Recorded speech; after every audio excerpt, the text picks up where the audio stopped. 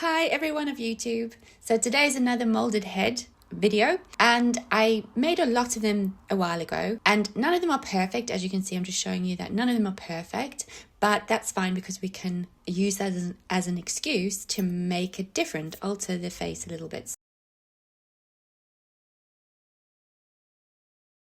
So this is my reference. It's a card called the Three Graces, and I wanted this head to have a little smile. So I've dug right in because when you smile, obviously your muscles pull your lips back and they kind of go into your face a little bit. So I had to really dig out on the sides to make room for that. So I drilled it. And now I'm adding some clay back in again. So I'm just using polymer clay, the same color, although I had to mix it so it's like almost the same color, but it's fine because it actually did work out to be basically the same color. Luckily, I mostly mix the same colors, so I know pretty much what color it needs to be and what to mix for it.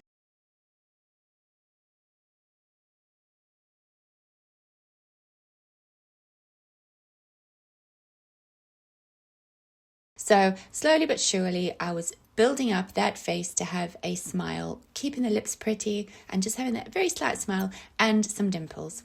Then I used my Dremel tool to drill into the eye. So I'm starting out by making a hole because it's just easier that way. So make a hole first. Then I'm using another attachment on the Dremel tool to drill the area at the back of the head, that where the new eye needs to fit in. So it needs a little like cave for it to fit into.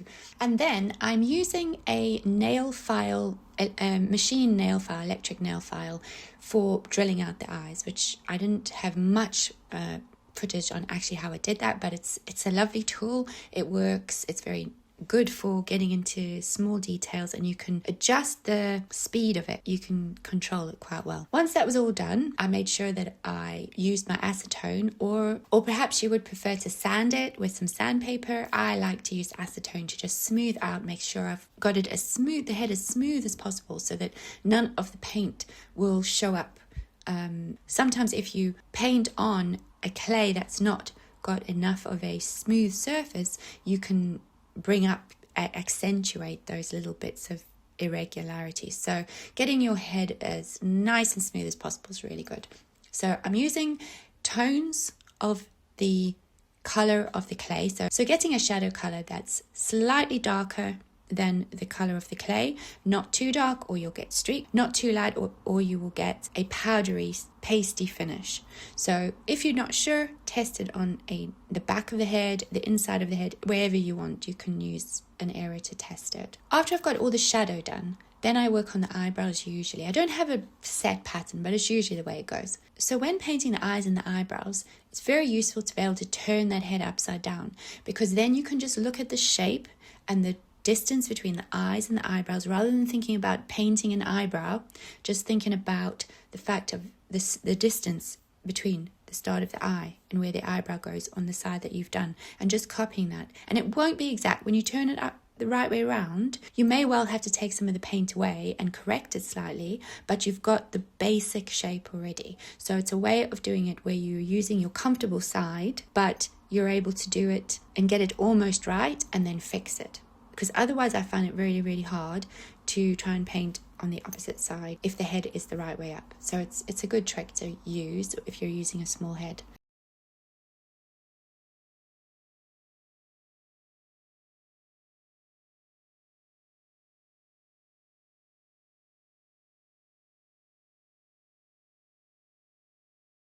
So I moved on to painting the bottom eyelashes. I'm not putting eyelashes on these faces because I imagine them maybe being pinned onto a bag, or somewhere where it's going to have a little bit of hard wear and you want it to be quite robust. So I haven't put any eyelashes on.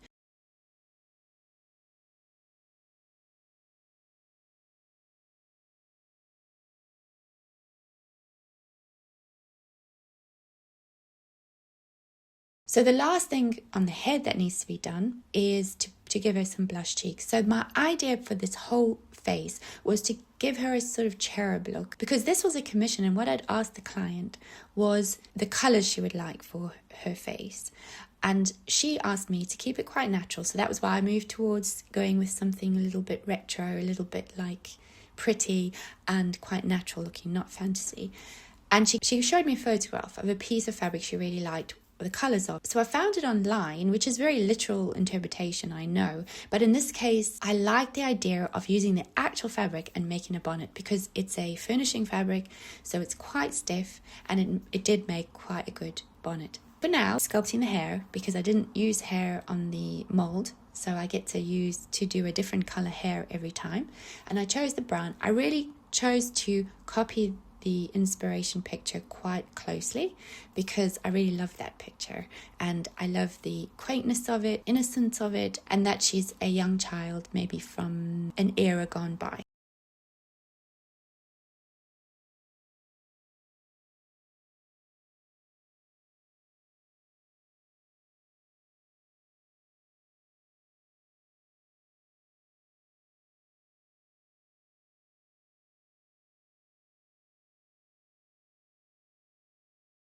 So once the hair was done, with the first layer of hair was done, I did set that. So I just used my embossing gun and I set that. Then I built her Alice band headband and I used some embossing powders to just give it a bit of a sheen as if it's made of silk or satin.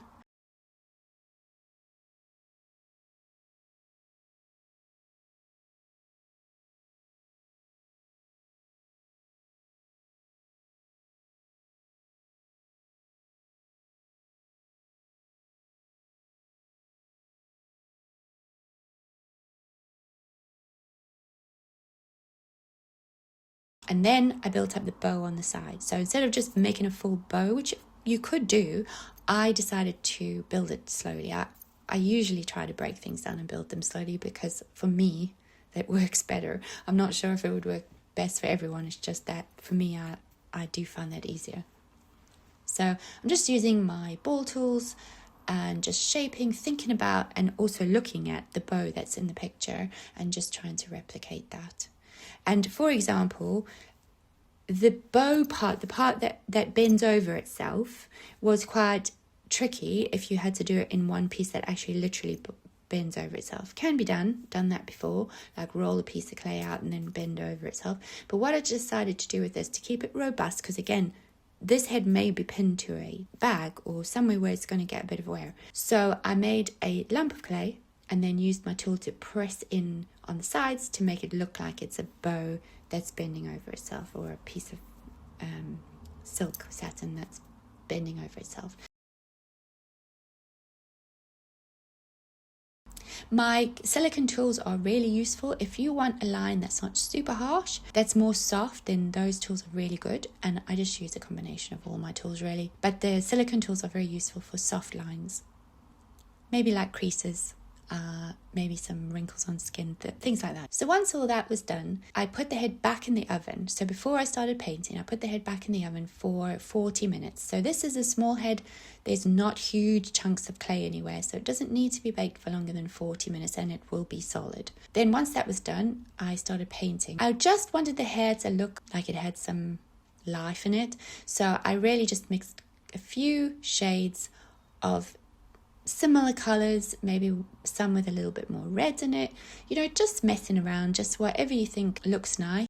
In the front, I added extra little highlight. So I think all in all, I probably did about 3 layers of highlight for her hair, just to really bring it to life, and adding a little bit of red into it. So it's like a browny red.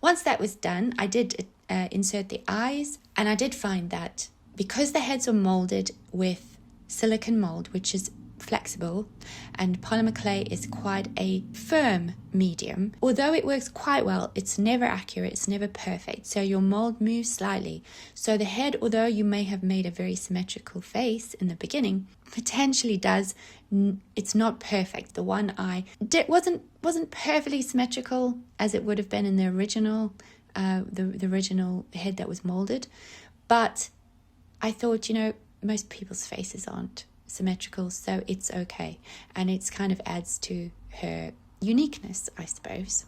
So once her head was done, I used some batting to roll and to create a padding for the back of the head. So I've just cut a piece, rolled it, then I'm twisting it. Then I did a sample, so just a test run of the bonnet shape because I needed to get that right. I chose a pink for the frills. I was sort of going through colours. I looked at that lace, but I wasn't happy with that. Then I found these fabrics, samples of the actual fabric that the client had asked for, and I bought those. So just a sample of the piece. Then I was trying to find what would be the right colour for the bow, and I chose that ochre yellowy colour. I thought that really matched the rest of it. So I made a frill out of the pink satin and attached that to the bonnet before I attached the whole bonnet to her head, her face. It's really good to do a sample of something like that before, so you know exactly how it's going to fit.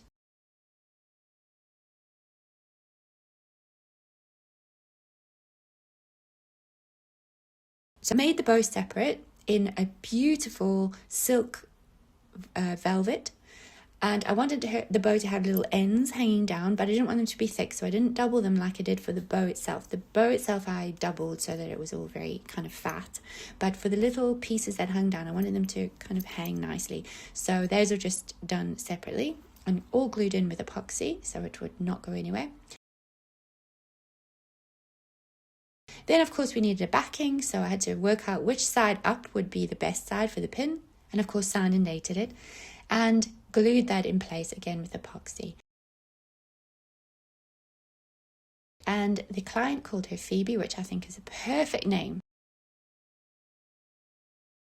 And thank you so much for watching, and I'll see you again next time with I don't know what at this point, but we'll think of something. If you have any ideas, always put them in the comments below. If you'd like to see another head, if you'd like me to massively change the expression, something like that, just let me know in the comments and I will definitely take it into consideration. Thank you for watching. Welcome to my Patreon page. So I'm just going to take you through again what it's looking like now because we have a new series starting. So if you go into collections and then you scroll down to, well, you don't have to scroll too far because it's the new one. So the Girl with the Dragon Tattoo has been finished. And now we're on to Tinkerbell. And so far we've got 2 episodes, if you want to call it that, parts to the making of Tinkerbell. And I've also put up a free 15-minute sample. So if you want to see what my videos are like, then please feel free to follow me on Patreon, and you'll get to know what's coming up if you're there, and you'll be able to watch that for free. So just 15 minutes of the first part of the making of Tinkerbell. So yeah, if you would like to follow me there, I would love to see you there. Whether you're a follower or a member, you are welcome to ask me questions. I see your messages every day. So give me a follow there or become a member. Whatever you'd like to do, I'd love to see you there. And thank you for watching, and I'll see you next time.